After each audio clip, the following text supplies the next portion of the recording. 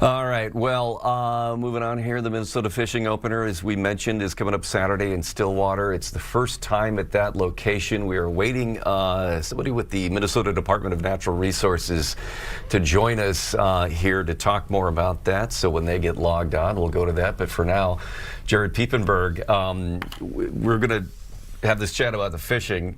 Well, we got you here. Let's talk about the forecast going into the fishing opener and Mother's Day. And we were talking about you were tired of showing the wind chill, which is now at 35 degrees. I know. It's just like, it's ridiculous. It's not unheard of. I just don't want to hear it, right? You don't want to experience it. No, not anymore. No, I'm sure. I know you have your car, like put the top down. It's like, put a stocking hat. Yeah, we just got it out of storage a week ago, the convertible. And took it immediately to the car wash to get all the dust out and everything, the cobwebs and everything, and then just took the top down to make sure everything was working and drove home like that. And it was cold, and then it's been sitting in the garage now for a week. We're just waiting for an opportunity to get out there. I know. It's just tough. It's like a tough one to swallow. But, I mean, there is the light at the end of the tunnel. It's just been, like, it seems like there's back-to-back. We had that little cool spell last week, and then this is a pretty chilly one, too.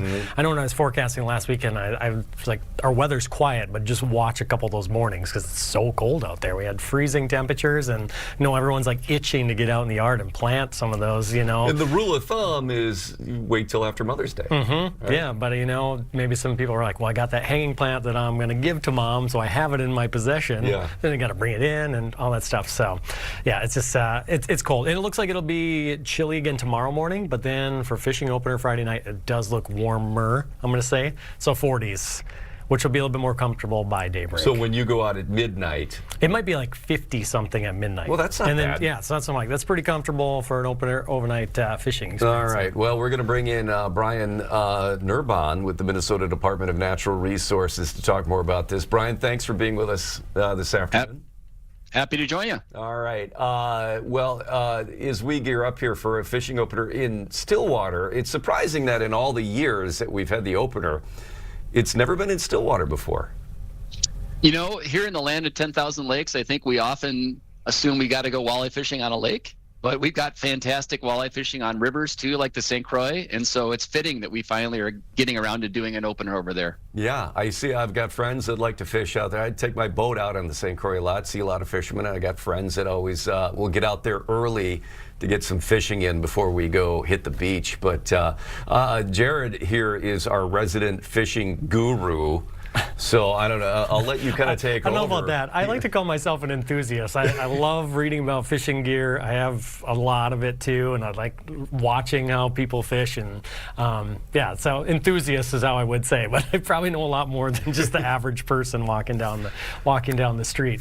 Yeah, so I like. Just kind of the behind-the-scenes situation for the governor opener. There's so much more that goes in behind this, because I was there last year at Cross Lake. And maybe tell some viewers if you know, it's not just like the governor goes out in a boat. There's so much more to it than that morning.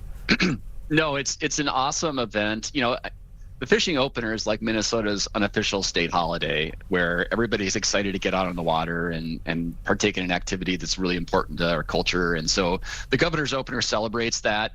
And a lot of what happens behind the scenes is to build an event that people can feel that celebration, sort of an atmosphere. And so we often have a host community like the city of Stillwater that's helping us out with that this year to put on this kind of event. So they organize things like, you know, street dances and food truck rallies and all sorts of things like that.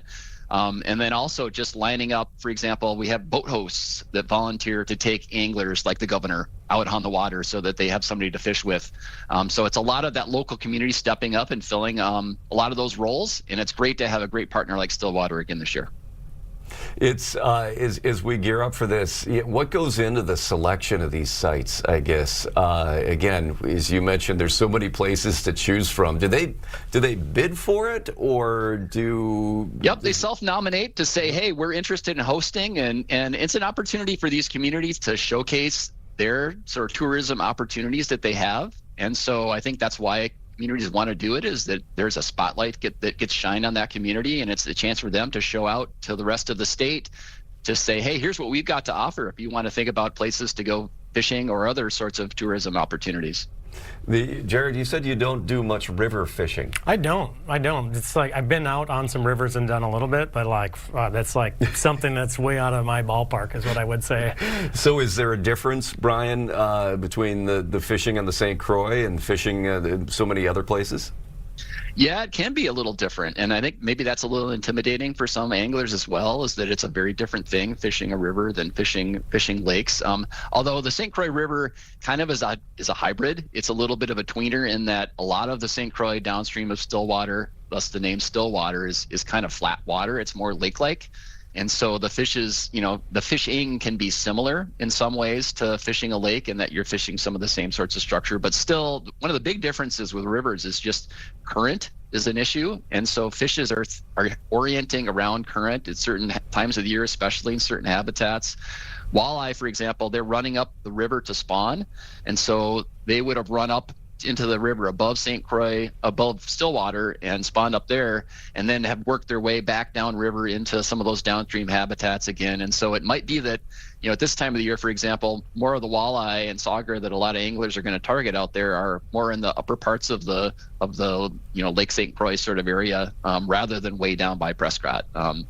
But also thinking about that current element and how that might orient the fish for the habitats they're going to use, where they maybe are going to want to find a place that's a current break, or a little bit where there's a little bit of flow that can move food past them, but then they can also find a place off that current that they can ambush things as it come by. So there's a little more complexity to it, but it's fun to have something different. And that's one of the things I love about rivers, is that they are always different and always changing, much relative to a lake. Yeah. You're Jared. You're primarily going after walleye, right? Yep. I think my dad and I will be out close to midnight, so we'll be trolling around. We haven't decided if we usually troll a little bit, just some up pretty shallow with some small sort of like jerkbait style or rapalas. And I don't know. This year we thought about just maybe hitting specific spots and casting like jigs in a plastic. So we'll see if we can find them. How are we looking for the health of the walleye stock in Minnesota this year? We've got some really healthy walleye populations out there. We across the state, Minnesota DNR, if you go to the DNR's website, we publish a fishing opener outlook, where each of the regional managers, like me, we've got 4 of us across the state. We talk to our area fisheries offices that we oversee and get the information from them about their most recent lake surveys and other things to show where are the really good fishery opportunities in their areas. And so throughout the state, we've got that listing. If you go to the DNR website and search for fishing opener outlook, you can pull that up, get some information for close to home. But I think a lot of our really big names, sort of walleye lakes like Red Lake and Wenmagoshish and those sorts of lakes, the fishery is doing really well. Mille Lacs is another one in my region where we're going to have a 3-fish limit, which is the first time we've had a 3-fish limit on Mille Lacs in several years.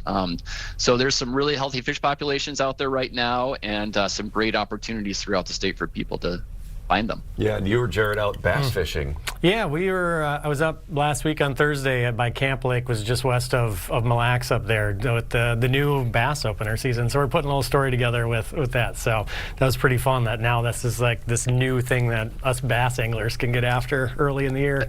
That's a cool opportunity for sure. We recognize that bass populations across the state are doing great, and so having some additional opportunity for people to fish prior to the traditional bass opener in a catch and release way wasn't going to harm those bass populations at all. And so we wanted to give people that opportunity if they wanted to take advantage of it. All right. Well, Brian, thanks for taking some time with us today ahead of the fishing opener. I know it's going to be a busy couple of days, and then certainly a busy weekend. Appreciate it. You bet. Good luck to all the anglers out there, and hope you catch a big one. Thanks.